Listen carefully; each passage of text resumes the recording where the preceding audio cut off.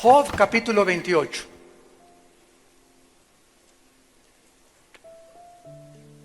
Y en esta tarde vamos a compartir un mensaje precioso, muy bonito, muy edificativo, bastante profundo también para muchos de ustedes, que se titula El valor de la sabiduría.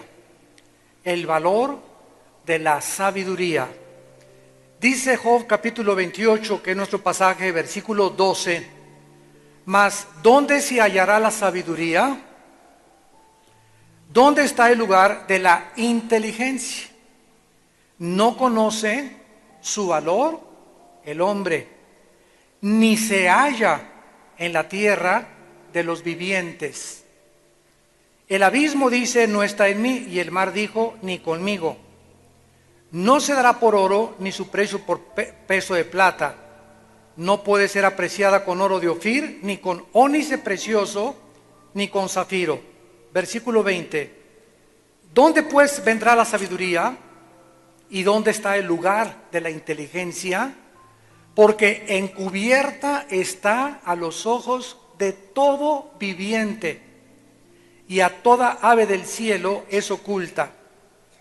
El Abadón y la muerte dijeron, su fama hemos oído con nuestros oídos. Cuando venimos a la Biblia, venimos a ser radicalmente transformados en nuestros valores morales, en nuestra perspectiva de ver el mundo, en la forma como pensamos, en los conceptos equivocados que habíamos metido en el software, para que me entiendan el lenguaje del siglo XXI, en los programas que habíamos metido a nuestra mente que no tenían su origen en la Biblia. Entonces venimos a Dios, venimos a la Biblia y nos encontramos con un programa que es más alto que los cielos y que sobrepasa a cualquier diseñador de programas, de softwares, de computación, a cualquier persona creativa, que es la Biblia, la palabra de Dios. Y este programa necesitamos comenzar a aprenderlo para cambiar nuestra antigua manera de pensar y comenzar a ver todas las cosas desde un nivel mucho más elevado, que es el nivel donde se encuentra Dios. Porque dice 1 Corintios 2 que tenemos la mente de Cristo en desarrollo. Si estamos pensando ya como piensa Dios y como Dios quiere que nosotros pensemos. Muy bien. Al venir a la Biblia encontramos una palabra o varias palabras como estas: sabiduría, conocimiento, velas apuntando, sabiduría, conocimiento, inteligencia, discernimiento, inteligencia, sabiduría, conocimiento, discernimiento. Y las palabras que nosotros no encontramos como prudencia en quinto lugar son las que tenemos que entender qué significan bíblicamente. Por ejemplo, sabiduría en el nivel debajo del sol, que significa a nivel terrenal, es una persona que tiene mucho conocimiento. Le llamamos, es un sabio, porque es políglota, habla 6 idiomas, tiene 2 doctorados, etcétera, etcétera. O es un sabio porque le dieron el premio Nobel de medicina o de genética o de ciencias políticas, de lo que sea. Desde nuestra perspectiva, sabio es la persona que tiene data, que tiene conocimiento, que tiene muchos programas y que almacena mucho conocimiento. Cuando venimos a la Biblia, la palabra sabiduría adquiere completamente otra dimensión. La Biblia habla también de conocimiento. El conocimiento, por ejemplo, de acuerdo a los seres humanos, es una persona que también almacena conocimiento, pero no ha llegado a ser un sabio, o sea, un experto en ese campo. Es una persona que tiene conocimiento. Por ejemplo, yo oigo en la televisión al Perro Bermúdez, ¿verdad?, que es un comentarista de fútbol, y dices, bueno, este señor, ¿verdad?, ¿qué conocimiento tiene del fútbol? Conoce ese jugador de dónde viene, de qué equipo viene, con quién está jugando, el entrenador, cuándo lo corrieron, cuándo no lo corrieron, que ahorita Neymar y el Brasil lo acaba de comprar el Barcelona, va a jugar con Messi. Y bueno, te oyes a los comentaristas y ves a unos que no tienen el conocimiento que tiene este señor, porque por eso es el número uno en la televisión en el área futbolística. Y encontramos así diferentes personas que tienen mucho conocimiento en su área, pero no llegan a ser sabios. Luego encontramos nosotros a las personas que tienen discernimiento. Discernimiento es la capacidad que viene del Espíritu Santo para distinguir, para poder saber eso que se está enseñando a la televisión. Algo me dice que está mal, que no es correcto. Se me prende como un foco donde no sé, pero hay algo en esta persona que está enseñando, que siento en mi espíritu que no es de Dios. Esta capacidad se la da Dios a las personas que viven muy cerca de Él.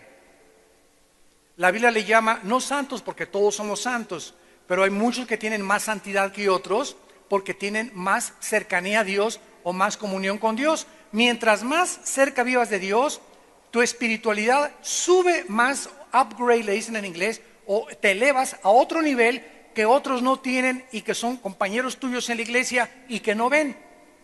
Entonces hay cristianos que dicen eso que se está enseñando no es de Dios, y otros se tragan todo lo que oyen. No disciernen, no distinguen si es profeta o no es profeta, si es apóstol o falso profeta, o si es un buen maestro o es un falso maestro. Luego tenemos la palabra prudencia. La palabra prudencia, que es la quinta que vamos a examinar de una forma rapidísima, es la capacidad para que tú sepas cuándo y cómo actuar. Por ejemplo, Dios usa la palabra serpiente para comparar la prudencia, y dice Cristo, usando a un reptil, sean prudentes como las serpientes. Dios le está atribuyendo a la serpiente una característica que nosotros debemos de desarrollar.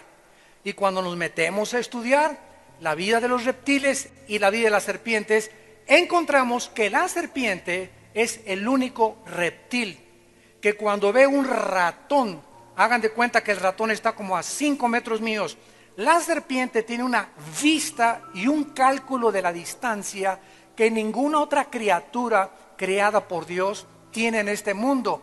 Y cuando la serpiente ve al ratón, mide exactamente, no sabemos cómo, pero sabe que de entre ella y el ratón hay 1 metro, 25 centímetros, 3 milímetros. O sea, cuando brinca la serpiente, no tiene un error o un punto de error para fallar. Siempre brinca y cae y nunca falla en su mordida. O sea, ella calcula exactamente cuándo debe brincar, y cuando brinca sabe que no va a fallar. Todos los animales fallan, menos la serpiente. El león puede atacar a una gacela, o el tigre a un antílope, ¿verdad? Y a veces fallan, a veces le brincan pies, a veces le corren más, pero la serpiente es la única que no falla. Es lo que Dios nos quiere decir. Antes de que te cases, mídelo, calcúlalo, con quién te vas a meter. Antes de que hagas un negocio, examínalo, mídelo, calcúlalo. No tomes nunca una decisión sin antes haber pensado y calculado el costo. No compres ese carro sin antes haber calculado perfectamente bien si puedes pagar las letras. Si no las puedes pagar o tienes un empleo que es inestable, no te endrogues, porque si pierdes el trabajo vas a perder el coche y vas a perder muchas cosas porque te metiste a comprar algo que tú no podías haber comprado porque no calculaste, no fuiste prudente. Entonces, esa es la palabra prudencia. Pero ahora nos atañe la palabra principalmente sabiduría. La sabiduría es la capacidad para tomar decisiones y saber cuándo tomarlas. Síganme con muchísimo cuidado. Por ejemplo, la Biblia dice en Efesios 5:25, maridos, amen a vuestras mujeres. Fíjense cómo opera en el mundo espiritual esto. Yo sé como cristiano y como padre, hoy día es el padre, ya felicitamos a los papás, los niños nos felicitaron, ¿verdad? Preciosas criaturas de Dios. Sabemos que tenemos que amar a las mujeres, lo sabemos, tenemos el conocimiento, todos los hombres, no hay aquí nadie, ni los que vean por la televisión, que no sepan que tenemos que amar a nuestra esposa, ser caballeros, considerados, respetuosos, a tratarla como a nuestro propio, mejor que a nuestro propio cuerpo, valorarla, estimarla, darle honor como a una mujer frágil, para que nuestras oraciones no tengan estorbo. Ese conocimiento lo tenemos el programa. Ahora, cuando yo sé que debo tratar a mi esposa de esa manera y no lo hago, ese conocimiento que yo tengo me está solamente envaneciendo. Solamente me estoy jactando de conozco la Biblia y conozco esto y estudié teología y tengo un diplomado. Sin embargo, en mi vida práctica, todo ese conocimiento no lo llevo a la práctica. Entonces, ese conocimiento, sin que me dé cuenta, me va a ensoberbecer. Y sin que me dé cuenta, me va a hacer creer que soy mejor que otras personas. Y entonces voy a desarrollar en mi vida un espíritu de crítica hacia los demás. Porque no voy a encontrar a nadie que se compare conmigo. Ahora, ¿de dónde viene este desajuste entre el conocimiento y la práctica en que no obedeces la palabra de Dios? Pero cuando nosotros sabemos que tenemos que amar a la esposa, que tenemos que diezmar, yo sé que tengo que diezmar, y sin embargo, si lo sé y no lo hago, me comienzo a desajustar emocional y mentalmente. Comienzo a desintegrar mi personalidad. En psicología se llama esquizofrenia, mente dividida. Ahora hay otro término, desórdenes múltiples de la personalidad humana, porque hay seres humanos, mujeres que tienen 2 o 3 o 4 o 5 personalidades. En la iglesia tienen cara de San Clodomiro. En su casa ni quien los oiga cómo le gritan a la señora. En su trabajo tienen otra máscara. Cuando se suben al camión tienen otra máscara. Cuando andan con muchachas jóvenes tienen otra máscara de galanes y de John Travolta. Y encontramos así muchas personas, o mujeres también, ¿verdad?, que tienen 3, 4 personalidades. Esas personas son personas desintegradas, porque es una enfermedad espiritual, no es mental. Es un problema de no hacer lo que tú sabes que tienes que hacer. Si sabemos que tenemos que hacer algo y no lo hacemos, comenzamos a desintegrar nuestra personalidad y comienzan los problemas mentales. Y los hospitales psiquiátricos, santos de Dios, en un 90% están llenos de personas que no supieron tratar con sus pecados pasados. Los hospitales psiquiátricos están llenos, en su mayoría, de personas que se les clasifica como enfermos mentales, pero que su problema es la raíz espiritual. Llegaron a ese punto de esquizofrenia, de psicosis, de psicópatas, de manías depresivas, de depresiones, que completamente desajustó sus mentes, los hizo huir de la realidad, porque ya son personas que no están en contacto con la realidad, y esas personas se clasifican como enfermas mentales y no hay manera de cambiarlas y traerlas a la realidad, por lo que en los hospitales psiquiátricos, síganme con mucho cuidado, en el 100% de los hospitales psiquiátricos, la única manera de controlarlos es enchochándolos. Y los manejan con puros tranquilizantes nerviosos. Y si tienes ahí a tu abuelita, es porque tu abuelita no perdonó a tu abuelito hace 15 años y acabó Lorenza. Y Ecuanil y Prozac y Valium, y los inyectan y todo, ¿verdad? Porque no hay manera de traerlos a la realidad. Y otros acaban totalmente zombies, completamente locos, ya ausentes, desconectados del mundo real, que es la locura ya extrema. Entonces, ¿por qué el ser humano llega a estos estados? Porque comenzó a desajustarse mentalmente, a desintegrar su personalidad, porque la paga del pecado es la muerte. La paga, la consecuencia de no enfrentar nuestros pecados nos alcanzan tarde o temprano. La sabiduría nos comienza a contestar preguntas. El misterio de la maldad. Voy a dar 3 ejemplos. ¿Por qué los seres humanos somos básicamente malos? Toda la mayor parte de los psicólogos y psiquiatras creen lo contrario, que somos básicamente buenos. Bueno, el diagnóstico de Dios y la radiografía de Dios, Romanos 3 del 10 al 15 es: no hay justo ni a un uno, no hay quien busque a Dios, veneno hay debajo de su lengua, camino de pecadores, cada quien se desvió como oveja perdida por su camino, no tienen temor de Dios delante de los ojos. Ese es el diagnóstico de Dios. Pero nosotros nos creemos básicamente buenos, porque no podemos mirar el trasfondo, la profundidad de la maldad que todos traemos desde que nacemos. Y es esa maldad la que trata de curar alcohólicos anónimos, neuróticos anónimos, borrachos anónimos, locos anónimos, marihuanos anónimos. Y estamos tratando de buscar panaceas, ¿verdad? Algo altruista, algo que cambie el carácter. Y pues ya salió don Pancho del hospital de Alcohólicos Anónimos y gracias a Dios que ya no toma. Solamente es un diablo educado. Es un diablo sobrio nada más, pero sigue siendo diablo. Porque el problema de la maldad, ninguna institución humana la puede cambiar más que la sangre de Jesucristo. Más que la sangre de Jesucristo. Y como sabemos que traemos algo malo, pues inventamos todas instituciones que no son malas. Porque repito, cortan las ramas del árbol. La rama que está podrida la cortan, pero la raíz, nadie puede tratar con ella más que la cruz del Calvario. El misterio de la maldad, la respuesta nos la da Jeremías 17:9. Perverso y engañoso es el corazón. O sea, nacimos todos torcidos, chuecos nacimos.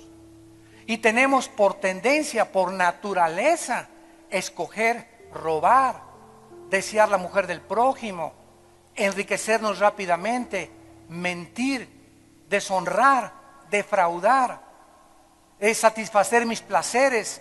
No me caso para que yo hacer feliz a mi esposa, me caso para que ella me haga feliz. Y si ella no me hace feliz, me busco a alguien que me haga feliz.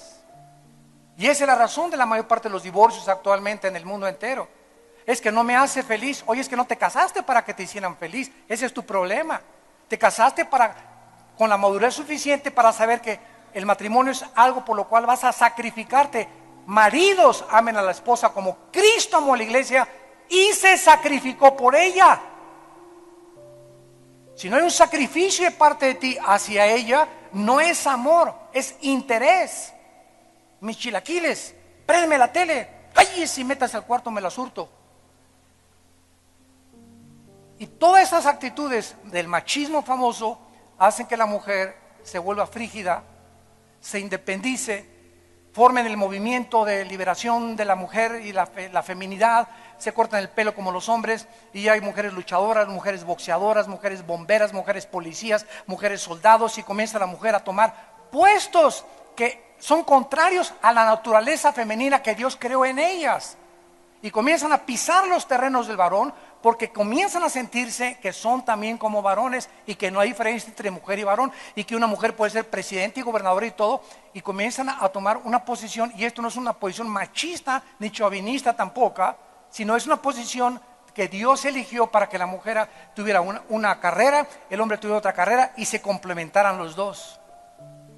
Y el hecho de que haya mujeres presidentas, ahora hasta mujeres pastoras hay, es porque el hombre ha abandonado su puesto de líder, de padre, de guía, de formador, de educador de sus hijos y de ejemplo para sus hijos. Y la mujer tiene que tomar ese papel. Es como una carreta donde va el hombre y la mujer, y el hombre es el que tiene que llevar las riendas del caballo. Los muchachos vienen atrás en la carreta y ahí vamos. Y de repente el hombre se mete a dormir en la carreta y ahí se queda. Y la mujer, ¿qué tiene que hacer? Agarrar las riendas y llevar su hogar, llevar su casa, llevar el gobierno, llevar la iglesia, porque los hombres están dormidos viendo el fútbol.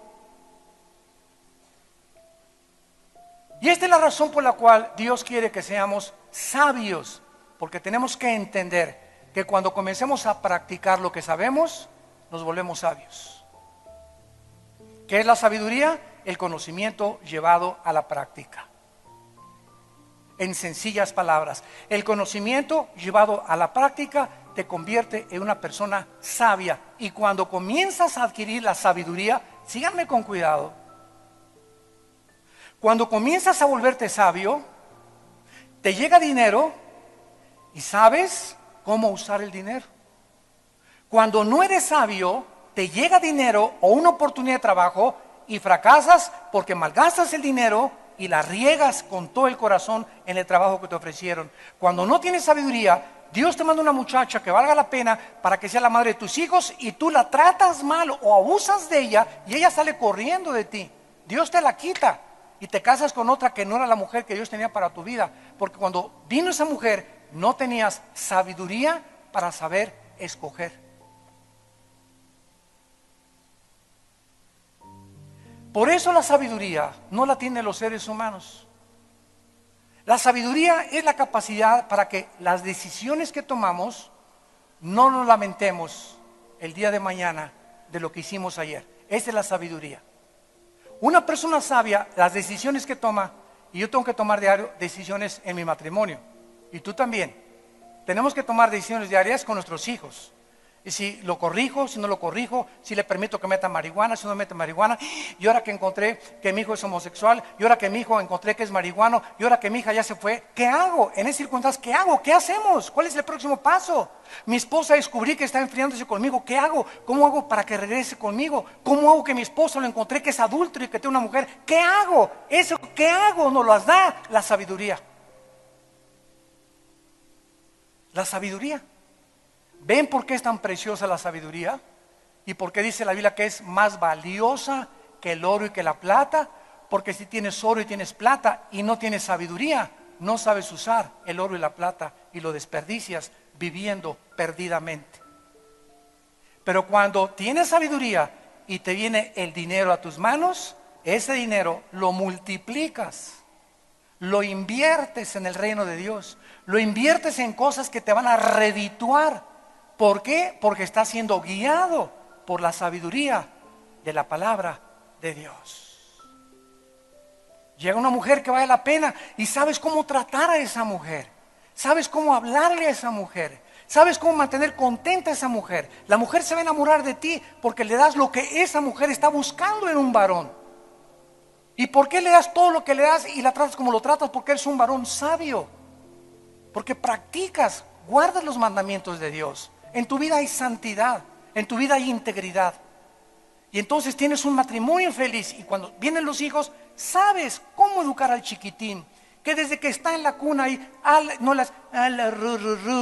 duérmase mi niño. ¿Qué duérmase mi niño? Ni que ya está más dormido que nada. Sino ya desde que está en la cuna, ahí a los 3 o 4 meses, nada, le comienzo a leer la Biblia. ¿Cómo, hermano? Si un niño de 2 o 3 meses no entiende la Biblia, pero la Biblia es espíritu y son vida. Y tú lees la Biblia desde chiquito en la cuna y entra la palabra a su espíritu, aunque él no lo pueda razonar. Y comienza a impregnarse su espíritu con la palabra de Dios. Y el niño, si traía defectos, si traía maldiciones, comienzan a ser borradas para que a los 5 o 6 años sea un niño normal. De otra manera, si traía el espíritu de tu abuelita que era bruja y leía las cartas a tu abuela, o si traía el espíritu de alcoholismo de tu bisabuelo o de tus padres, nuestros hijos cuando nacen, cuando comienzan a crecer, comienzan a manifestar una conducta anormal, o a gritar, o a hacer modosones, o a tener comportamientos homosexuales, o problemas de personalidad. ¿Por qué? Porque desde niños no los supimos educar. No lo supimos guiar. ¿Por qué? Porque no teníamos sabiduría.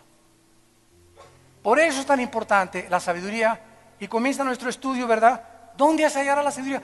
¿Quién me va a enseñar, en otras palabras, a educar a mis hijos? Walter Mercado, la doctora Corazón, mi comadre, mi suegra, el psiquiatra, el psicólogo. ¿Quién me podrá enseñar a manejar mi negocio? ¿Quién me podrá saber cómo invertir mi dinero? ¿Un economista?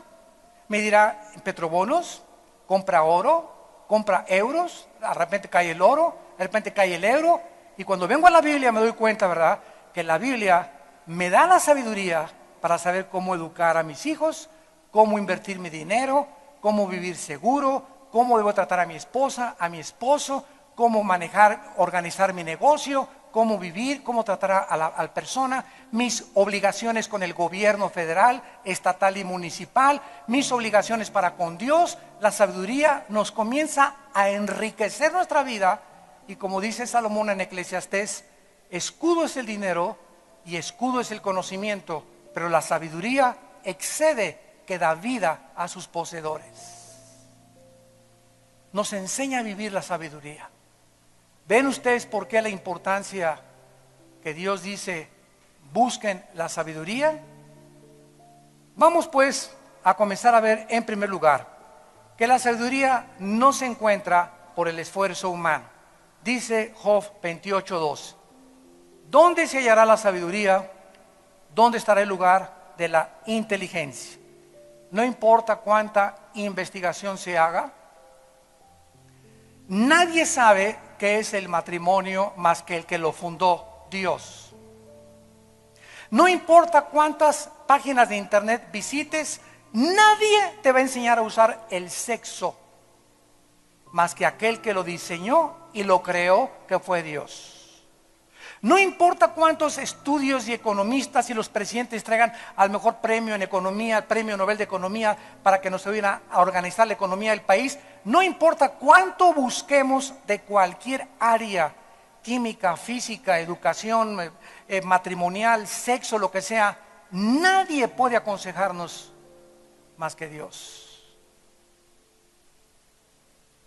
Todo viene de allá. Él sabe nuestras necesidades, Él me creó, conoce por qué hizo la mujer tan diferente a nosotros. Dios me dice qué es lo que mis hijos necesitan, cómo organizar mi negocio, qué es el sexo, cuándo usar el sexo, por qué no debo usar el sexo en determinadas circunstancias, porque detrás de cada mandamiento de Dios se encuentra su sabiduría. Entonces, esta sabiduría no se encuentra en la tierra. Ni Mahatma Gandhi, ni Confucio, ni William Shakespeare, ni Aristóteles, ni Sócrates, ni Platón, ni Carlos Marx, ni Carlos Darwin, ni Jean-Paul Sartre, ni Ingersoll. Nadie, ni ateos, ni no ateos, ni científicos, nadie me puede enseñar a vivir. Solo Dios, porque Él murió en una cruz y ha venido para darnos vida, y una vida en abundancia. Vemos en 1 Corintios capítulo 2, vayamos al Nuevo Testamento, y en este pasaje tan precioso, la Biblia nos comienza a explicar de qué forma, no importa cuánta investigación se haga, repito, ni cuántos estudios se desarrollen por intelectuales, filósofos, científicos, la verdadera sabiduría, la verdadera forma de cómo vivir, jamás se va a encontrar en ningún libro de filosofía, en ningún libro de ningún tratado humano, en ningún premio Nobel, en ningún escritor, en nadie en esta tierra, porque esto viene de Dios y es un regalo a sus hijos. Qué bendición ser hijo de Dios. Y tú has desperdiciado tu vida cristiana y sigues leyendo el Calimán y las telenovelas. Y sigues ahí, te transportas, cuando ves una telenovela, te metes en algún personaje, o te imaginas que ese hombre guapo o esa muchacha guapa algún día te lo vas a enfrentar, y comienzas hasta a soñar y a fantasear con tonterías y babosadas y marihuanadas. En lugar de que tu mente esté renovada, métete a Discovery o a National Geographic, o escuchar un mensaje o lo que sea. Y es por eso que pensamos como pensamos, porque nuestras mentes no están renovadas. Por eso no somos sabios, vienen los problemas, no sabemos cómo enfrentar el problema matrimonial. No sé qué hacer con mi hijo, no sé qué hacer con mi hija. ¿Y qué hacemos? Pastor, pastor, pastor. No somos dioses, por el amor de Dios, Santa Catarina. Los pastores no somos dioses. Tú vienes a pastor, creen que nosotros vamos a resolver sus problemas. Los problemas nadie más que Dios los resuelve. Yo te digo lo que Dios te dice. Esa es nuestra obligación como pastor. Pero tu matrimonio lo va a cambiar Dios, no yo ni ningún pastor. A tu hijo no lo voy a cambiar yo. Ay, ore por mi hijo para que regrese a casa. Yo no soy Dios, por el amor de Dios. Te voy a decir lo que tú tienes que hacer, pero es de Dios el cambiar a tu hijo. Es de Dios cambiar tu matrimonio, es de Dios cambiar tu trabajo. Pero como somos ignorantes, por eso cuando bajó en el monte Sinaí Dios, el pueblo le dijeron, no, ahí te mandamos a Moisés. Encárgate con él y háblale a él, ¿verdad? Y así sigue el pueblo portándose de la misma manera. Dice en 1 Corintios 2, versículo 7, hablamos sabiduría de Dios en misterio. La palabra misterio es algo que está escondido. Esto que ustedes están escuchando en esta tarde, hay hombres, hay mujeres, hay empresarios, hay políticos que pagarían $1,000,000 por saber cómo resolver sus problemas de la vida. Pagan miles de dólares por algún centro de rehabilitación para alcohólicos o drogadictos o lo que sea, o pagan miles de dólares a psiquiatras y psicólogos o a consejeros economistas por saber esto. Y esta sabiduría está escondida a ellos, porque está en misterio. Ellos no saben que solo Dios puede cambiar México. Solo Dios. La presidenta municipal de Monterrey la semana pasada, en un discurso público, una muchacha de menos de 40 años con mucho valor, entrego la ciudad a Jesucristo. Ahorita la están crucificando.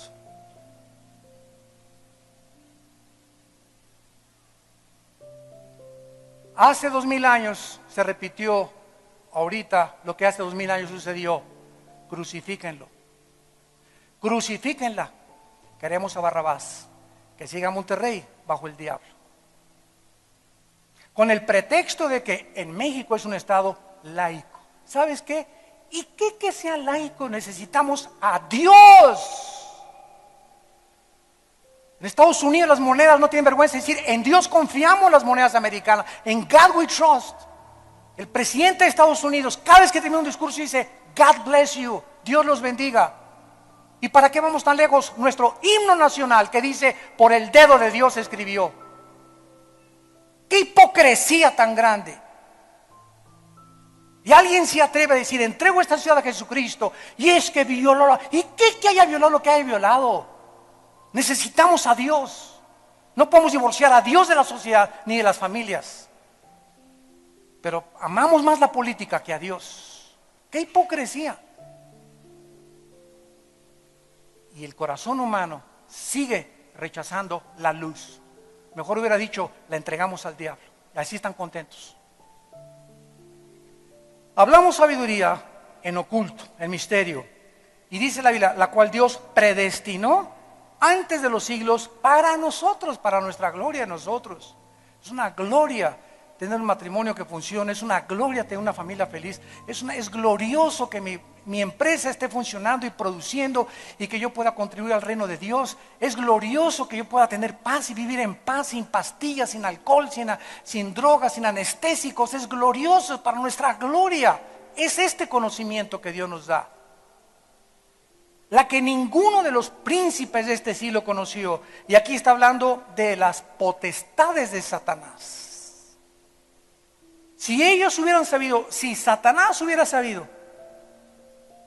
que Cristo iba a resucitar, a Judas nunca se le hubieran metido. Si Satanás hubiera sabido que la muerte de Cristo era la forma como Dios había escogido en su sabiduría, porque Satanás no tiene sabiduría, tiene una sabiduría diabólica. Pero la sabiduría de Dios nadie le conoce más que el Espíritu Santo. Lo vamos a ver a aquellos a quienes Él se las quiere revelar. Y como Satanás no tiene el Espíritu Santo, tiene una sabiduría diabólica para hacer el mal. Capone era diabólico, inteligentísimo para explotar la ley seca en Estados Unidos. Saddam Hussein, inteligentísimo, una sabiduría diabólica para mantener bajo el temor a su pueblo y mandar matar a todos los que se oponían a él. Hitler era inteligentísimo, un hombre que casi conquista el mundo, un orador con una oratoria, ¿verdad?, impresionante, que cautivaba y convencía a las personas, pero diabólica, para destruir, porque la sabiduría diabólica es para destruir a los seres humanos, para engañarlos. Pero si Satanás hubiera sabido que Cristo iba a resucitar a los 3 días, qué susto se hubiera llevado al darse cuenta que la muerte en la cruz era la sabiduría de Dios. Voy rápido a esto porque es precioso. En la cruz, Cristo está colgado. Veamos a Cristo en la cruz, hecho un guiñapo humano, sangrando, convertido en un monstruo, despedazado de los pies a la cabeza. ¿Quién podía en ese momento decir, cómo es posible que si Dios, si es hijo de Dios, qué Dios, decían los griegos que estaban en la cruz, qué Dios permite que a su hijo le hagan eso? Digo, si es hijo de Dios, imposible que hagan esto. Los judíos consultaron la Torá. Aquí dice en Deuteronomio, maldito el colgado en un madero. Él no puede ser hijo de Dios porque Dios maldice a los que son colgados. Entonces todo contradecía en el razonamiento humano que ese hombre fuera el hijo de Dios. Pero en la sabiduría de Dios, Él estaba confundiendo el razonamiento humano. Porque ya que en la sabiduría de Dios el hombre no conoció a Dios, agradó a Dios salvar a los creyentes por la locura de la predicación. 1 Corintios 1, 18 en adelante. Entonces, ese hombre crucificado ahí, él era, y él estaba desplegando la sabiduría de Dios. Sí, así es. Dios escogió eso para avergonzar la sabiduría de los seres humanos y salvarnos, no por nuestras obras, sino por la muerte de su Hijo en la cruz. Dios hace pedazos la sabiduría humana. Si los príncipes de este mundo lo hubieran conocido, nunca habrían crucificado al Señor de gloria. Versículo 10, pero Dios no las comunicó. ¿Eso dice? Dios nos las dio a través de la investigación científica. ¿Eso dice en tu Biblia? Ni la de los mormones dices. La sabiduría de Dios viene por revelación, no por estudiar, no por experimentar, viene por revelación. El Espíritu Santo tiene que entrar a tu vida y destapar esta calabaza que tenemos aquí adentro, para que el Espíritu Santo nos quite las vendas, nos arranque las vendas, nos quite la ceguera con la cual nacimos, que no podemos ver la luz, ni la verdad, ni la realidad. Y entonces con el Espíritu Santo iluminando mi mente, puedo comenzar a entender qué quiere Dios para mi vida. ¿Qué quiere Dios para mi matrimonio, para mis hijos, para mi trabajo? Y comienzo a caminar con Él de la mano y ya no quiero soltarme de Él. Porque si me suelto de Él, pierdo la brújula, me salgo del camino. Y de ahí nos sacó Dios del mundo, ¿para qué regresar al mundial otra vez, verdad? Dios nos la reveló por el Espíritu. Si no tienes al Espíritu Santo, imposible que sepas qué decisiones tomar. Y las decisiones que tú tomes en tu vida, siempre te vas a equivocar o te vas a arrepentir y te vas a lamentar de las decisiones que tomaste hace un mes, hace una semana o la que vas a tomar hoy en la tarde. Porque cuando tomamos una decisión sin ser guiados por el Espíritu Santo, nos vamos a lamentar. Siempre, siempre, siempre, siempre. Dios nos la reveló a nosotros por el Espíritu, porque el Espíritu todo lo escudriña, aún lo profundo de Dios. O sea, después del Padre, el único Espíritu que conoce la mente de Dios es el Espíritu Santo. Es el único. Dios no tiene maestros, es el mismo Espíritu, el único que contiene esta sabiduría.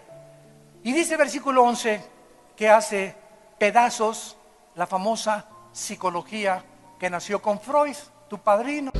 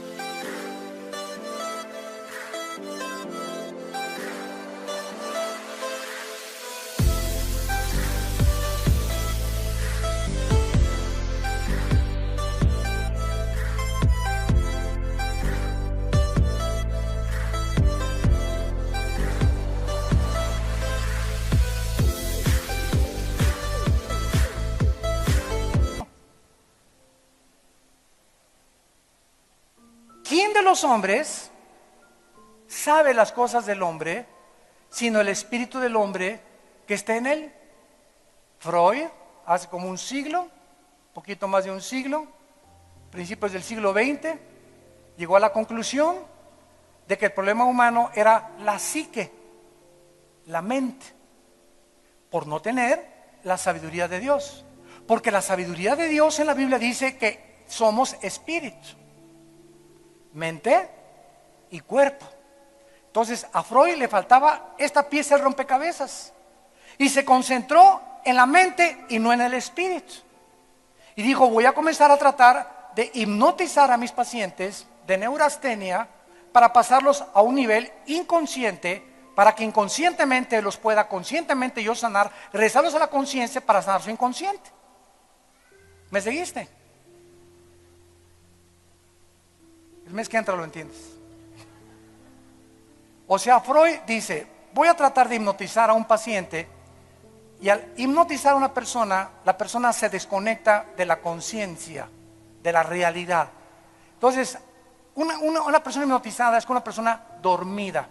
Tú estás dormida, no estás consciente, estás desconectado de la realidad, pero estás inconsciente viviendo algo que no estás consciente de eso hasta que despiertas.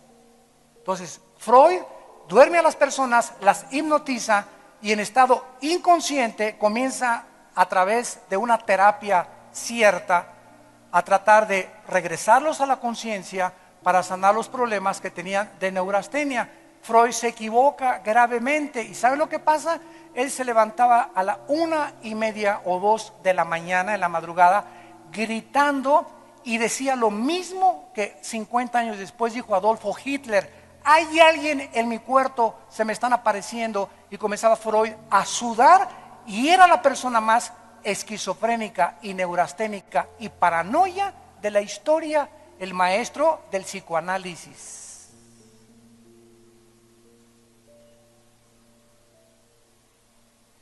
¿Quién de los hombres sabe las cosas de los problemas del hombre?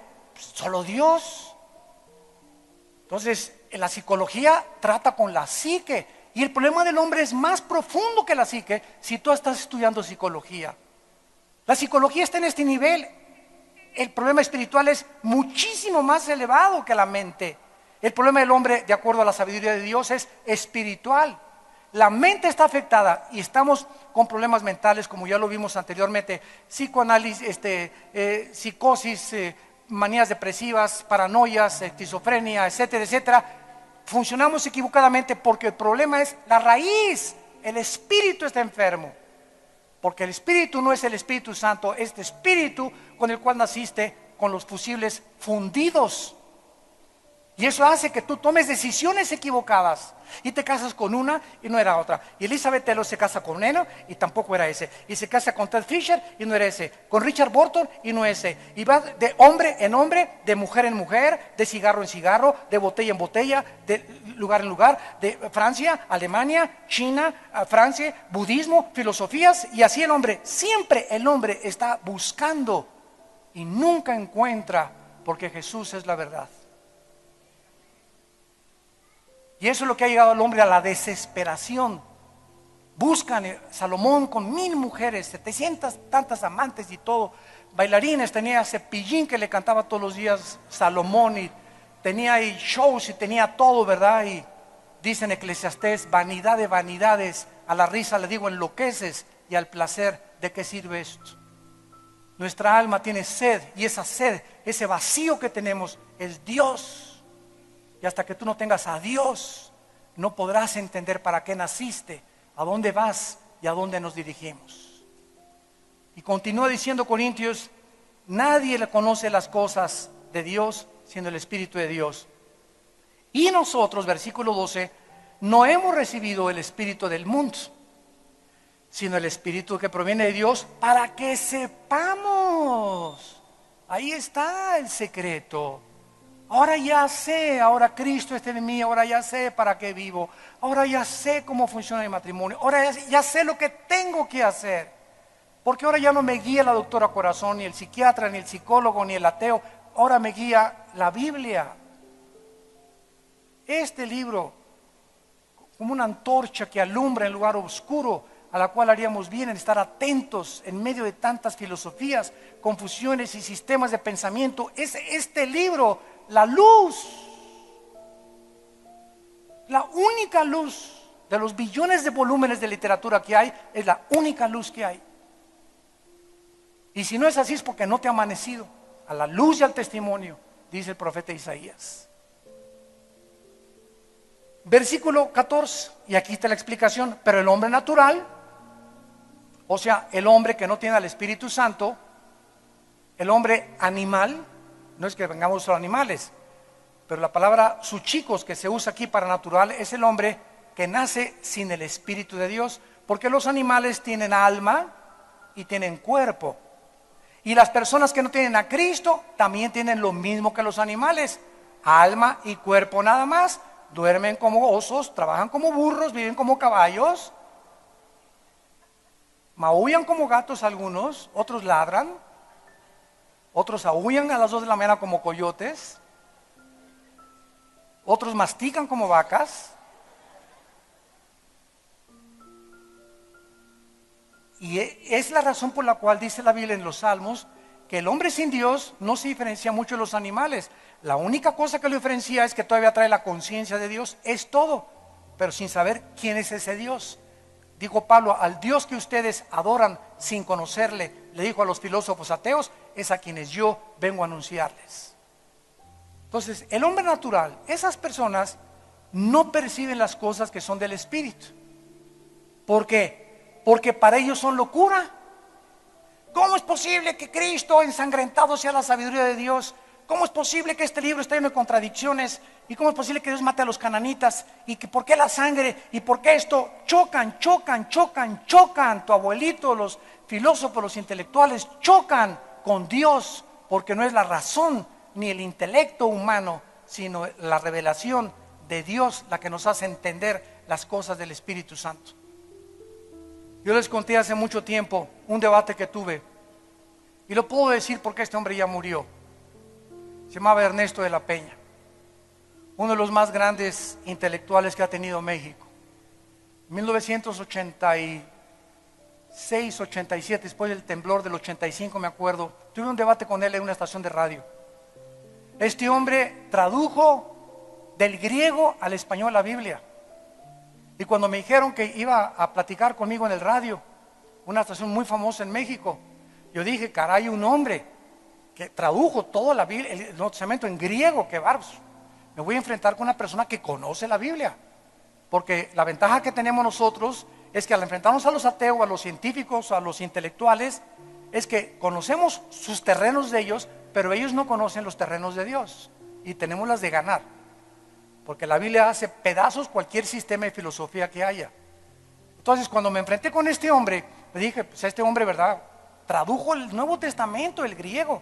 Y comienzo a platicar con él y comienza a decirme que había evangelios apócrifos y que el evangelio de Judas y que el evangelio no sé qué tantas cosas que también eran inspirados por Dios. Y entonces inmediatamente yo creía que era cristiano.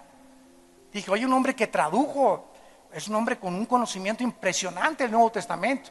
Entonces ahí el Espíritu Santo fue una cosa maravillosa, porque el Espíritu Santo me dijo, este hombre conoce la Biblia, pero no conoce el autor de la Biblia. Eureka, dije, se me prendió el foco. ¿Cuántas personas hay que saben de Noé y saben de David y son traductores y conocen los originales, pero no conocen al autor de la Biblia, que es el Espíritu Santo? Y por eso tuve un encontronazo con él. Y le dije al final, ¿verdad? Usted conoce mucho de la Biblia, pero usted no sabe nada de Dios, del autor de la Biblia, a pesar de haberla traducido letra por letra. Entonces vean la diferencia entre la intelectualidad y la revelación que el Espíritu Santo da. El hombre natural, estas cosas son locura porque no las puede entender, porque estas cosas se han de discernir espiritualmente. Vemos pues nosotros que desde la perspectiva espiritual todas las cosas cambian. El valor de la sabiduría es maravilloso. Y terminamos en el libro de Proverbios, capítulo 2, donde dice el rey Salomón el consejo más grande que podemos recibir. Proverbios capítulo 2. Hijo mío, si recibes mis palabras, vean el sí condicional, porque muchos de ustedes ahorita por la televisión también están oyendo las mismas palabras, el mismo mensaje que estoy tratando de transmitir. Y además ahorita millones de personas, más de 55 millones de personas van a escuchar este mensaje que ustedes ahorita están escuchando. Y de estas millones de personas, incluidas ustedes, no todas están recibiendo lo que están oyendo. Muchos les está entrando por acá y les sale por allá. Y acaban de entrar a oír un mensaje de carácter espiritual y van a salir de este lugar de la misma forma como entraron, vacíos, sin esperanza, burlones, riéndose, con su chicle mascando, despreciando, criticando, porque como en los tiempos de Cristo tienen la luz y le llaman tinieblas, porque no quieren el conocimiento de la verdad. Pero eso ya no es un asunto nuestro y es lo que nos da paz, que yo no tengo por qué convencer a nadie. Los resultados le corresponden a Dios. Nos predicamos y sembramos. Uno siembra, otro riega, y el crecimiento de la planta, ¿lo damos nosotros? No, ¿verdad? Lo da Dios. Así que es la paz que tenemos y es la seguridad que tú tienes. Es que mi mamá no entiende, hermano, y le platiqué a mis maestros y me rechazaron. No te preocupes, los resultados. La palabra no vuelve vacía. La palabra no vuelve vacía. Y muchos de ustedes que están escuchando esta palabra por la televisión y que la han rechazado, van a ver entre una semana, un mes o 2 meses o 6 meses. Esa palabra ha caído, si cayó en buena tierra, va a dar frutos, tarde o temprano.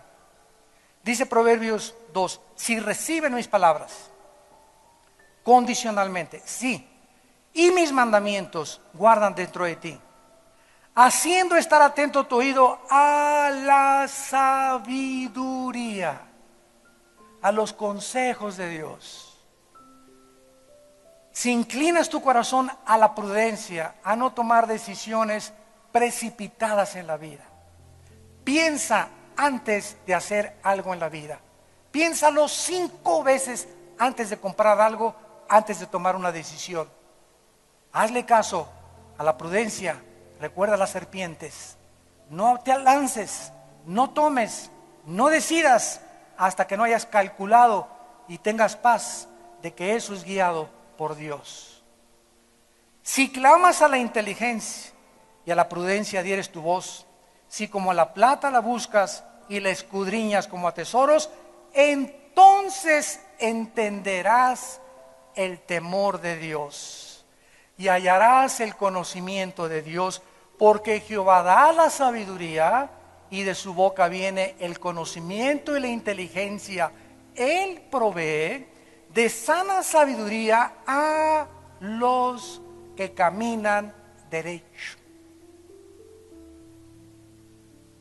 a los que están haciendo y practicando lo que oyen, a los que le obedecen, a los que le dicen, amén Señor, voy a hacer lo que tú me mandas.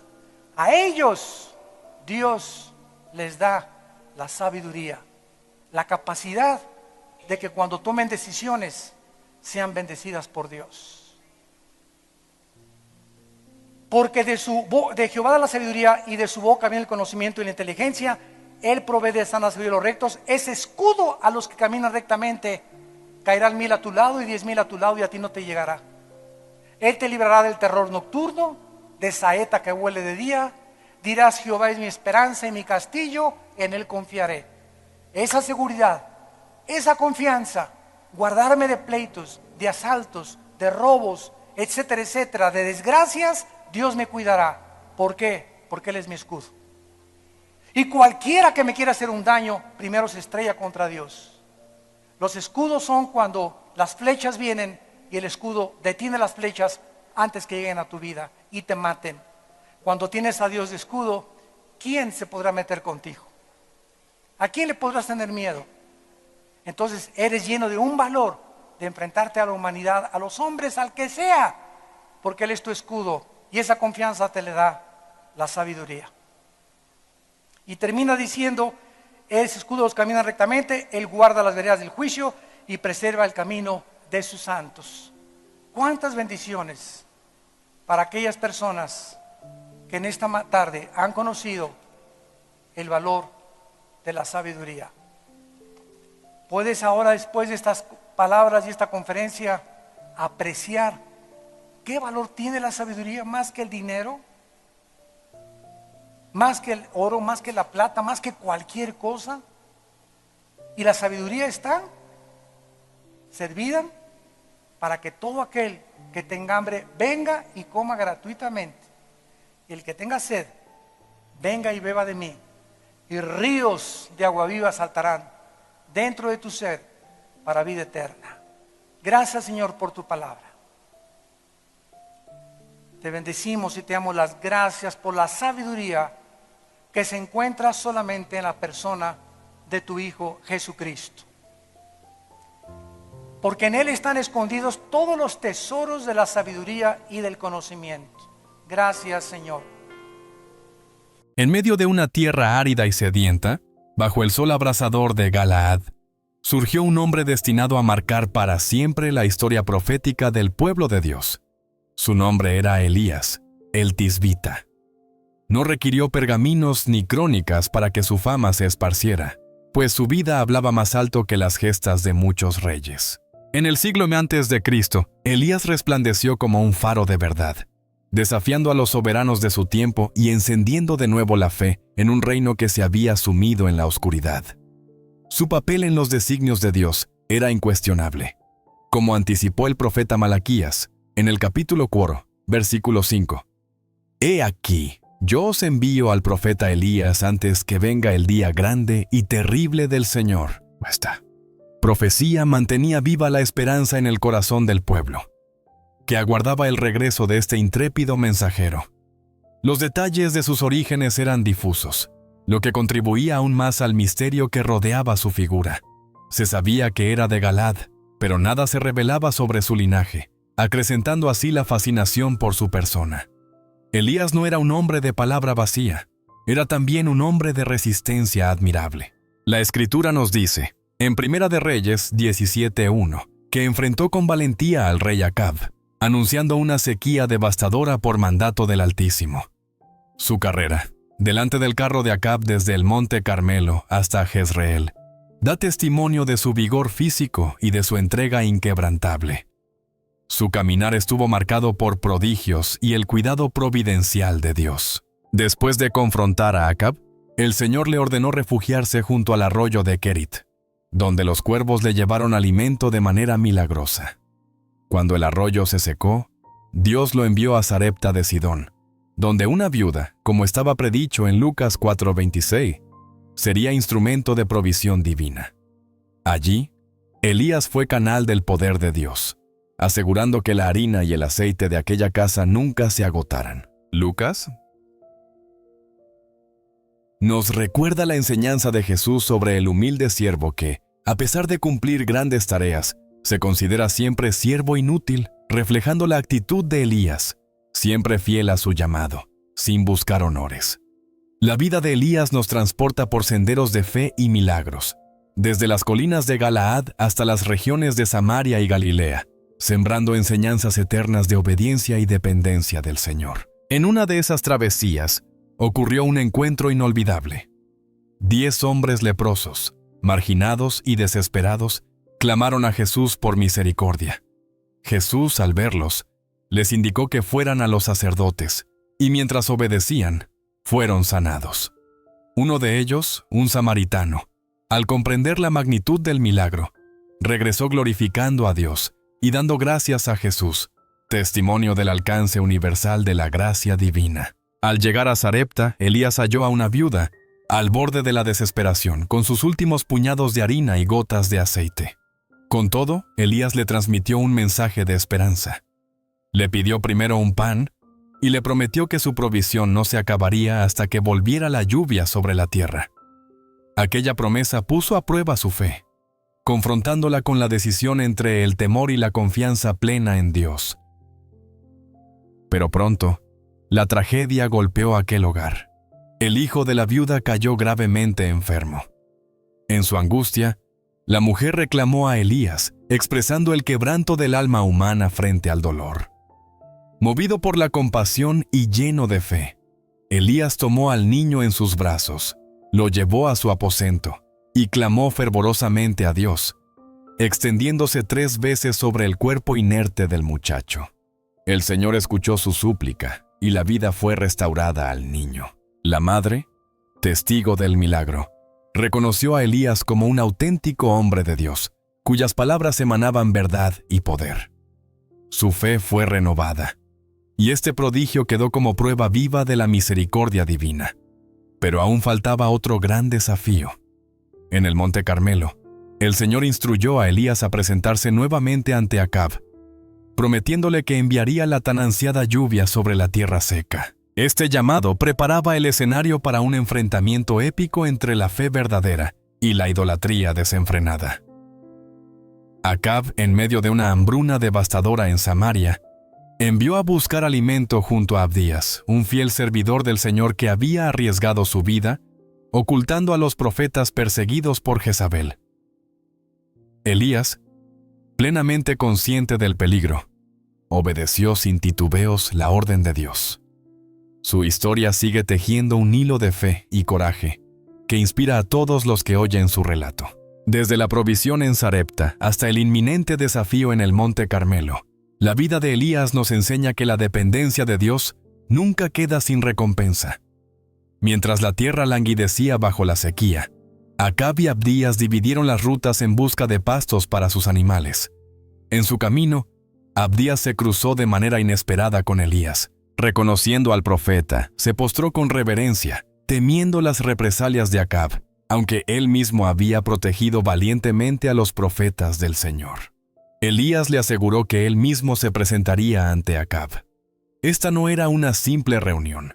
Era el preludio de un duelo de fe, el anuncio de un desafío monumental en el Monte Carmelo, donde se revelaría ante todo Israel que Jehová es el único Dios verdadero. Abdías, obedeciendo fielmente a Elías, fue a buscar a Acab para anunciarle que el profeta del Altísimo deseaba verle.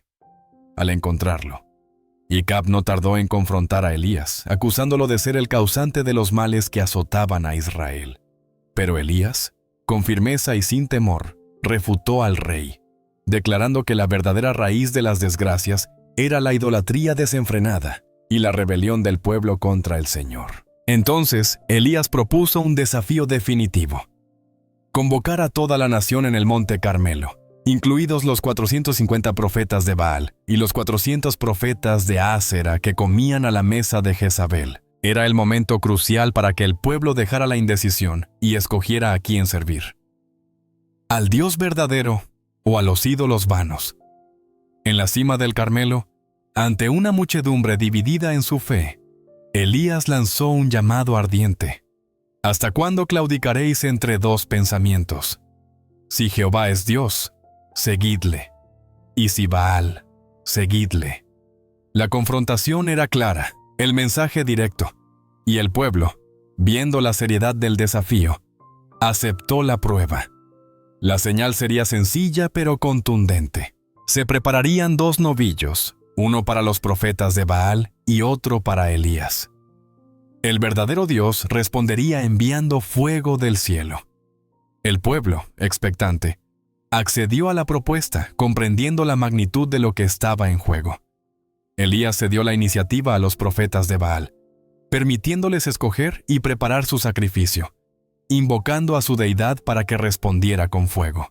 Aquello no era solo una demostración de poder, sino una confrontación entre la fe genuina y la idolatría que había corrompido al pueblo de Israel. Desde la mañana hasta el mediodía, los profetas de Baal clamaron, pero no hubo respuesta. En su desesperación, comenzaron a herirse, a cortar sus cuerpos con cuchillos y lanzas, intentando provocar alguna señal de su Dios. Elías, Observando sus esfuerzos fútiles, les lanzó palabras de ironía. «Clamad en alta voz, quizá está meditando, o se ha apartado, o tal vez duerme y hay que despertarlo». Pero por más que gritaban y se flagelaban, no hubo voz, ni respuesta, ni mirada que atendiera su clamor. Entonces Elías invitó al pueblo a acercarse. Delante de todos, reparó el altar del Señor que estaba arruinado, utilizando 12 piedras que representaban a las tribus de Israel, reafirmando así la identidad y unidad del pueblo escogido. Preparó cuidadosamente el sacrificio, acomodó la leña y dispuso el novillo sobre ella. Luego ordenó que empaparan el altar con agua, no una sino 3 veces, hasta que la zanja alrededor del altar rebosara. Era un desafío que humanamente parecía imposible, un altar empapado de agua, pero Elías sabía que para Dios nada es imposible. En el momento señalado, Elías elevó su oración al cielo, no solo para que descendiera el fuego, sino para que el corazón del pueblo se volviera nuevamente hacia su Dios. Y entonces la gloria del Señor se manifestó.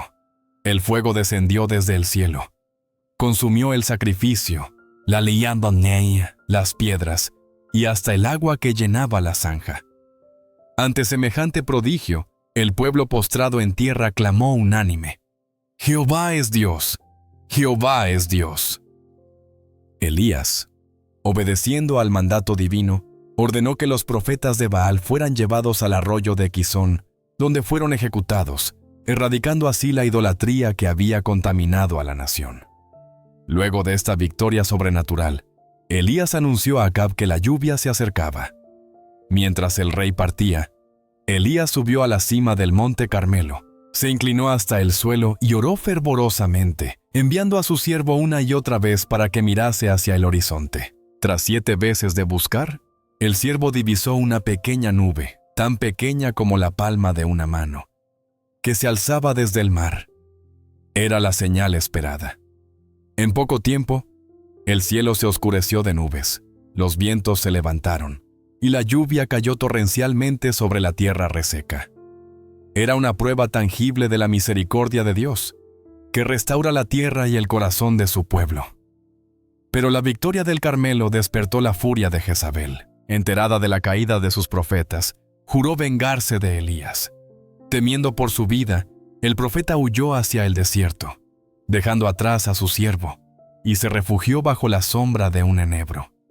Exhausto y desanimado, pidió a Dios que le quitara la vida, sintiéndose abatido y solo.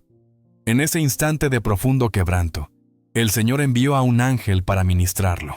El ángel le trajo pan cocido y un cántaro de agua, alimentos que no solo restauraron sus fuerzas físicas, sino que fueron una manifestación del cuidado tierno y constante de Dios.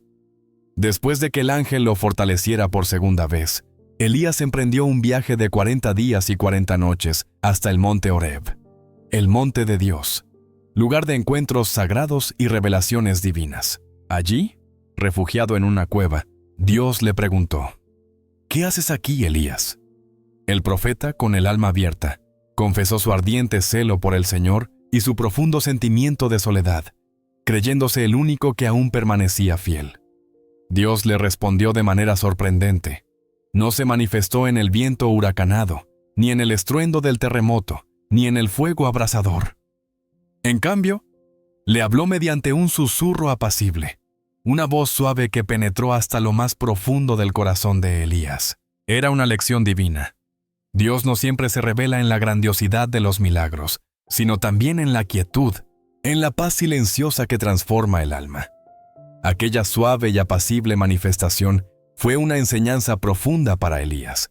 Dios no se revela solo en los actos majestuosos y espectaculares, sino también en los momentos silenciosos y sutiles. Al oír aquella delicada voz, Elías cubrió su rostro con el manto en señal de reverencia y salió de la cueva para presentarse ante el Señor. La voz divina le preguntó de nuevo por qué estaba allí. Y Elías, con sinceridad, repitió su ardiente declaración de celo por el Señor. En respuesta, Dios le confió nuevas instrucciones que marcarían el inicio de una nueva etapa en su misión profética. El Altísimo le ordenó regresar por el camino del desierto de Damasco para ungir a Hazael como rey de Siria, a Jehú como rey de Israel y a Eliseo, hijo de Safat, como profeta en su lugar. Esta orden no solo aseguraba la continuidad de la obra de Elías, sino también el cumplimiento del plan soberano de Dios para su pueblo. Dios también reveló a Elías un hecho que trajo consuelo a su alma angustiada. Aún quedaban en Israel 7,000 fieles que no se habían inclinado ante Baal, ni habían besado al ídolo. Esta revelación llenó el corazón de Elías de esperanza renovada, recordándole que no estaba solo en su lucha por la fidelidad a Dios. Así, fortalecido por la revelación divina, Elías emprendió su camino para cumplir la voluntad del Señor. La primera misión fue encontrar a Eliseo, quien se hallaba arando los campos con 12 yuntas de bueyes. Elías se acercó y en un gesto lleno de significado lanzó su manto sobre Eliseo, simbolizando así el traspaso del llamado profético. Eliseo comprendió la magnitud del momento, dejó atrás su antigua vida, sacrificó los bueyes y compartió la carne con el pueblo, sellando con este acto su completa entrega a la obra de Dios. La transición entre Elías y Eliseo fue más que un simple relevo. Fue una transformación de propósito y destino. Eliseo abrazó con decisión su nueva misión como siervo del Altísimo, un compromiso que marcaría toda su existencia. Entretanto, Eliseo viajó a Damasco, donde Ben-Hadad, rey de Siria, yacía gravemente enfermo. Deseando conocer su destino, el monarca envió a Hazael con ricos presentes para que consultara al profeta del Señor. Este encuentro estaba cargado de presagios y consecuencias que afectarían profundamente a Israel y Siria. Cuando Eliseo vio a Hazael, le transmitió un mensaje enigmático. Aunque el rey sanaría de su enfermedad, de todos modos moriría. Esta declaración velaba el futuro de Ben-Hadad y desvelaba la complejidad de los planes divinos que se entretejían alrededor de Hazael. Al contemplar el destino de Israel a través de los ojos de Hazael, Eliseo rompió en llanto. Dios le había mostrado el sufrimiento que Hazael infligiría sobre el pueblo de Israel, y esa visión conmovió profundamente al profeta. Hazael, desconcertado, preguntó cómo él, siendo un simple siervo, podría causar tanto mal. Eliseo, con solemnidad, confirmó que era precisamente lo que Dios había revelado. Hazael regresó a su señor y, siguiendo la palabra profética, se convirtió en rey, marcando así el inicio de un oscuro capítulo para Israel. En esos días, la historia de Nabot y su viña se desarrollaba paralelamente. Acab codiciaba la viña de Nabot para convertirla en un huerto junto a su palacio. Ofreció comprarla o intercambiarla, pero Nabot, fiel a la herencia de sus padres y a la ley de Dios, rechazó la oferta. Su negativa, basada en principios sagrados, provocó la ira del rey, que regresó al palacio frustrado y abatido. La reacción de Acab reveló no solo su debilidad de carácter, sino también la corrupción que impregnaba su reinado. Jezabel, viendo la tristeza de su esposo, decidió actuar. Cuestionó su autoridad como rey y lo incitó a tomar lo que deseaba, ignorando la justicia y la rectitud, con frialdad y astucia. Jezabel ideó un plan perverso. Escribió cartas en nombre del rey, las selló con el sello real y las envió a los líderes de la ciudad de Nabot. Ordenó proclamar un ayuno y preparar un juicio falso contra Nabot, acusándolo de haber blasfemado contra Dios y contra el rey, delitos castigados con la muerte. La trama de Jezabel se ejecutó con precisión maligna. Nabot fue inicialmente honrado, pero luego humillado públicamente. Los líderes, obedeciendo ciegamente las órdenes de la reina, colocaron falsos testigos que acusaron a Nabot de manera vil. El inocente fue condenado y lapidado hasta la muerte, víctima de una conspiración infame. Así, la codicia de Acab y la intriga de Jezabel alcanzaron su objetivo. Tras la ejecución, Jezabel informó sin demora a Acab que la viña de Nabot estaba ahora a su disposición. Sin mostrar remordimiento alguno, el rey descendió para apropiarse de la tierra que tanto había codiciado, sellando con este acto su completa entrega a la corrupción y al pecado. La sangre inocente de Nabot clamaba desde la tierra, y aunque los reyes de la tierra parecían triunfar, la justicia de Dios no dormiría. Lo que parecía una victoria de la maldad no era más que la antesala del juicio divino que pronto se desataría sobre la casa de Acab. En el preciso instante en que Acab entró en la viña de Nabot para tomar posesión de ella, la palabra del Señor vino a Elías, instruyéndolo a confrontar al rey. Dios mismo había presenciado aquel acto de codicia y asesinato, y envió a su profeta a proclamar juicio. Este encuentro sería un momento cargado de tensión espiritual, donde la luz de la verdad enfrentaría la oscuridad del pecado. Elías, obediente a la voz de Dios, descendió a la viña y encaró a Acab, transmitiéndole sin temor el severo mensaje del Altísimo. Le anunció que, por causa de sus pecados, el juicio no solo recaería sobre él, sino sobre toda su descendencia. El mismo destino que había encontrado Nabot sería el que aguardaba a Acab. Al ver a Elías, el rey le lanzó una amarga acusación. «¿Me has hallado, enemigo mío?» Pero Elías, sin amedrentarse, respondió con la verdad inapelable de Dios. Profetizó la completa ruina de la casa de Acab y la trágica muerte de Jezabel, demostrando que la justicia del Señor jamás sería burlada. Aquellas palabras eran un reflejo del juicio divino sobre la corrupción que había invadido Israel.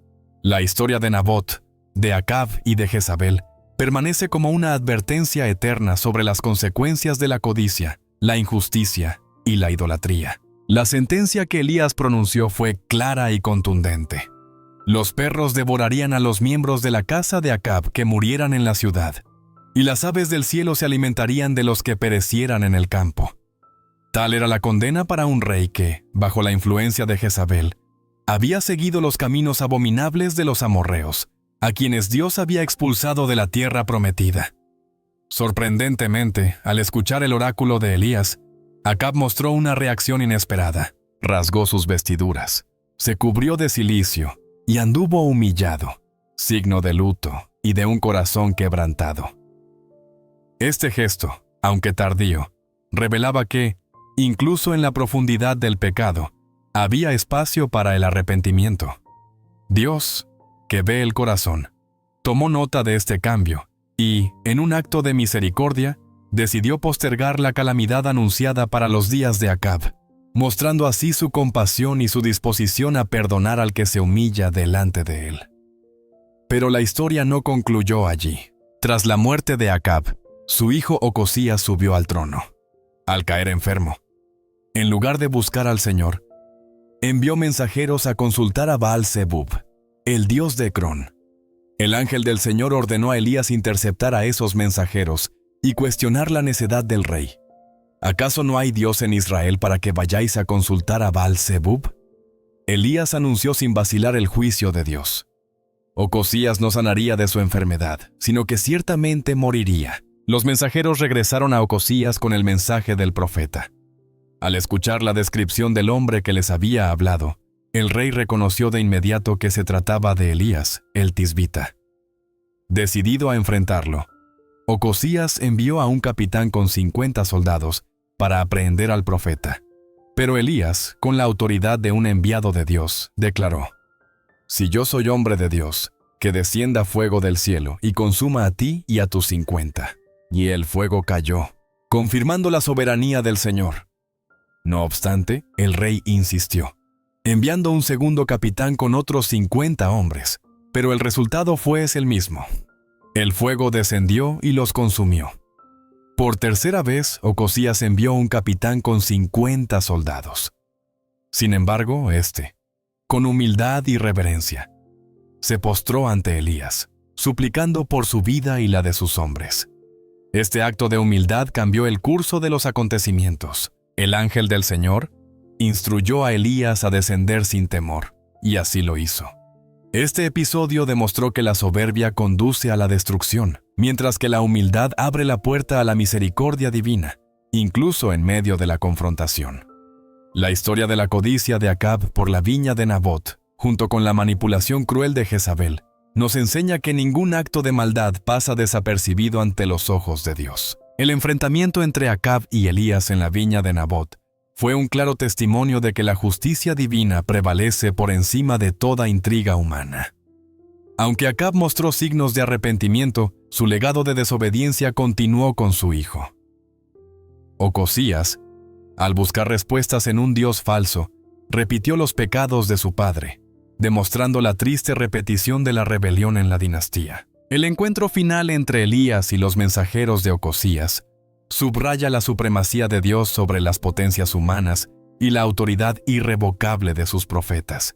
Elías permaneció firme en su llamado, proclamando la palabra del Señor con valentía, sin doblegarse ante las amenazas del trono. Así se acercaba el capítulo final de la vida terrenal de Elías, junto a su fiel discípulo Eliseo. Emprendieron juntos el camino desde Gilgal, iniciando el último tramo de una misión que había estremecido reyes y naciones, y que estaba a punto de culminar de una manera gloriosa. Elías, sabiendo que el momento de su partida estaba cercano, instruyó a Eliseo que permaneciera en Gilgal. Pero Eliseo, fiel y dedicado hasta el final, se negó a separarse de su maestro. Su corazón comprendía que Elías sería llevado por Dios, y por eso decidió acompañarlo en cada paso de su viaje final. Cuando llegaron a Betel, los hijos de los profetas, que también conocían el destino inminente de Elías, se acercaron a Eliseo y le preguntaron si sabía que aquel sería el día en que el Señor arrebataría a su maestro. Consciente de la gravedad del momento, Eliseo les pidió guardar silencio, mostrando así respeto y reverencia ante el acontecimiento sagrado que se aproximaba. La travesía continuó hasta Jericó, donde una vez más los hijos de los profetas le plantearon la misma pregunta. Con igual firmeza, Eliseo les respondió, reafirmando su compromiso de permanecer al lado de Elías hasta el final. Al llegar al Jordán, Elías tomó su manto, lo enrolló y golpeó las aguas. Milagrosamente, el río se abrió ante ellos, permitiéndoles cruzar sobre tierra seca. Este acto no solo confirmó el poder divino obrando en Elías, sino que también anticipaba la grandeza del momento que estaba por venir. Ya en la otra orilla, Elías preguntó a Eliseo qué deseaba que hiciera por él antes de ser llevado al cielo. Sin dudar, Eliseo pidió una doble porción del espíritu que estaba sobre su maestro, un deseo que reflejaba su profundo anhelo de continuar la obra de Dios con renovado fervor y fidelidad. La partida de Elías marcaría no solo el fin de una era gloriosa, sino el comienzo de un nuevo capítulo para Eliseo. De repente, un carro de fuego tirado por caballos de fuego apareció, separando a los dos profetas. En medio de un torbellino celestial, Elías fue arrebatado al cielo, mientras Eliseo, sobrecogido, clamaba: Padre mío, carro de Israel y su gente de a caballo. Eliseo, desgarrado por la emoción, rasgó sus vestiduras en señal de duelo y transición. Este acto simbólico marcaba el cierre de su etapa como discípulo y la inauguración de su misión como profeta principal en Israel. La travesía del Jordán, la elevación de Elías y la petición de Eliseo por una doble porción del Espíritu constituyen poderosos símbolos de la continuidad del propósito divino a través de las generaciones. Eliseo recogió el manto de Elías, regresó al Jordán y al golpear las aguas, éstas se abrieron nuevamente, confirmando que el espíritu del profeta había reposado ahora sobre él. Al regresar a Jericó, los hijos de los profetas reconocieron la autoridad espiritual de Eliseo. Se acercaron con reverencia, confirmando que el poder que había acompañado a Elías ahora residía en su sucesor. A pesar de este reconocimiento, los hijos de los profetas insistieron en buscar a Elías, aunque Eliseo, conocedor de su destino celestial, dudaba de la necesidad de esa búsqueda. Finalmente accedió a su insistencia, pero la expedición fue en vano, confirmando así que Elías había sido verdaderamente llevado por Dios. La profecía de Elías respecto a la casa de Acab comenzó a cumplirse en los días de Jehú. Este nuevo rey usó la palabra profética como fundamento para erradicar por completo la descendencia de Acab, llevando a cabo el juicio que el Señor había pronunciado. Jehú, celoso por la pureza de Israel, eliminó sin vacilación a todos los allegados de Acab en Jezreel, ejecutando el mandato divino con determinación. Camino a Samaria, se cruzó con los parientes de Ocosías, rey de Judá, y sin demora, ordenó que fueran capturados y ejecutados, continuando su purga de la influencia corrupta de la casa de Acab. Además, Jehú encontró a Jonadab, hijo de Recab, reconocido por su fidelidad al Señor. Invitándolo a subir a su carro, Jehú selló una alianza, asegurando así que su celo por la pureza de Israel fuera testimoniado por un hombre de íntegra devoción a Dios. En Samaria, Jehú completó su misión, erradicando los últimos vestigios de la dinastía de Acab. Su fervor por cumplir la palabra del Señor representaba un punto de inflexión para Israel, un llamado a retornar al temor reverente del Altísimo. La historia de Elías y Eliseo, junto a las acciones de Jehú, testifican poderosamente cómo Dios obra a través de sus profetas y de los instrumentos que elige para cumplir sus designios. También nos enseñan las serias consecuencias de la apostasía y de la idolatría desenfrenada. Las vidas de Elías y Eliseo son testimonio de la intervención constante de Dios en medio de su pueblo. Sus historias nos recuerdan la importancia de una vida de obediencia, de fe inquebrantable y de servicio fiel al Señor. A través de sus relatos, contemplamos la dinámica relación entre Dios y sus profetas, marcada tanto por la manifestación de poder divino como por la profundidad de la humanidad de estos hombres que caminaron con él. Cuando Eliseo tomó el manto de Elías, no solo heredó la autoridad profética, sino que abrazó la solemne responsabilidad de continuar la misión divina en Israel. Su ministerio se caracterizó por milagros que reflejaban el poder de Dios, pero también por una compasión genuina hacia las necesidades del pueblo. Desde la purificación de las aguas de Jericó hasta la provisión milagrosa del aceite para la viuda, Eliseo demostró que el poder de Dios no se limitaba al juicio, sino que también se revelaba en la misericordia y la provisión diaria. La transición de Elías a Eliseo ilustra un principio eterno en la obra de Dios: la sucesión y la formación de nuevos líderes. Así como Elías discipuló a Eliseo, este último invirtió en la preparación de la siguiente generación de profetas, simbolizado en la escuela de los profetas. Esta cadena de discipulado asegura que la palabra de Dios siga avanzando, impactando a nuevas generaciones. La historia de Elías y Eliseo no es solo un relato de milagros antiguos, sino una profunda enseñanza sobre la soberanía absoluta de Dios en todas las áreas de la vida. En tiempos donde el poder político y la corrupción amenazaban con desviar a Israel de los caminos del Señor, Dios, mediante sus profetas, intervino con autoridad inquebrantable para reafirmar su dominio y la fidelidad de sus promesas. A través de Elías y Eliseo, el Señor no solo desafió a los poderosos de la tierra, sino que también cuidó milagrosamente de las necesidades cotidianas de su pueblo, recordándonos que no existe rincón de nuestra existencia que escape a su atención y provisión divina. Sus vidas nos animan a perseverar con fidelidad, incluso cuando las circunstancias parecen abrumadoras. Ambos profetas enfrentaron momentos de profundo desaliento, soledad y temor. Pero en cada prueba, experimentaron la presencia consoladora de Dios, quien renovó sus fuerzas y los impulsó hacia adelante en su misión. Estos testimonios son un recordatorio eterno. En los valles más sombríos de nuestra jornada, no estamos solos.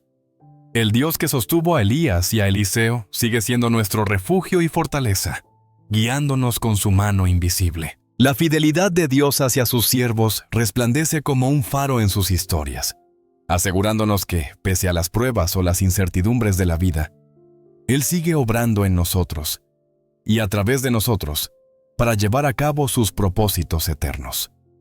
Nos invitan a vivir con obediencia, servicio y una fe profunda, con la certeza de que nuestro trabajo en el Señor jamás será en vano y que al final veremos su gloria manifestarse. Así, la narrativa de estos dos grandes profetas trasciende el tiempo y nos ofrece principios vivos para nuestra vida espiritual hoy. Cada episodio, cada milagro, cada desafío superado, es un espejo en el que podemos contemplar nuestras propias batallas de fe y extraer enseñanzas para nuestro caminar diario.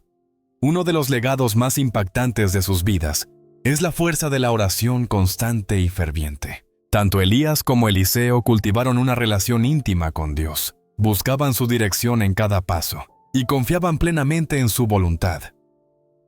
Esta comunión con el Creador les dio valor para actuar con convicción, incluso en medio de circunstancias humanamente imposibles.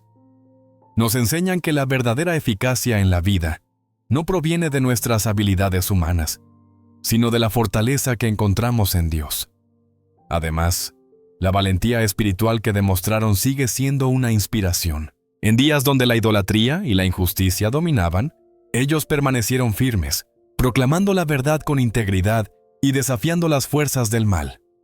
Su ejemplo nos anima a mantenernos fieles a lo que es recto, a sostener la verdad con convicción y a vivir de tal manera que honremos a Dios, aun cuando enfrentemos oposición o incomprensión.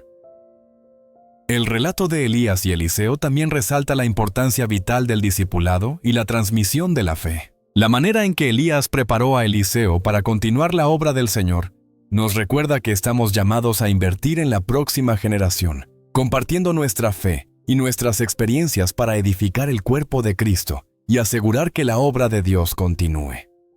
Sus vidas son una viva ilustración de cómo, en medio de las pruebas y victorias, la mano de Dios guía cada detalle para cumplir su propósito perfecto. Nos enseñan que nuestro Señor reina soberanamente, obrando en todo para el bien de aquellos que le aman y han sido llamados según su designio. Más allá de su tiempo, Elías y Eliseo siguen hablándonos hoy. Sus historias nos impulsan a caminar en una fe audaz, a orar con persistencia, a vivir con humildad y a confiar plenamente en la fidelidad de Dios. Nos invitan a mirar más allá de nuestras circunstancias inmediatas y a encontrar en el Señor nuestra fortaleza y nuestro propósito supremo. Que la vida de estos profetas sea para nosotros un faro que ilumine nuestro camino, guiándonos hacia una relación más profunda con el Dios eterno, quien es el mismo ayer y por los siglos. Reflexionar sobre las vidas de Elías y Eliseo nos lleva a un llamado personal al crecimiento espiritual. No son simplemente relatos de prodigios, sino ejemplos de hombres que con debilidades humanas buscaron con fervor hacer la voluntad de Dios. Su determinación por la santidad, aún en medio de adversidades, nos desafía a examinar la calidad de nuestra propia fe y compromiso.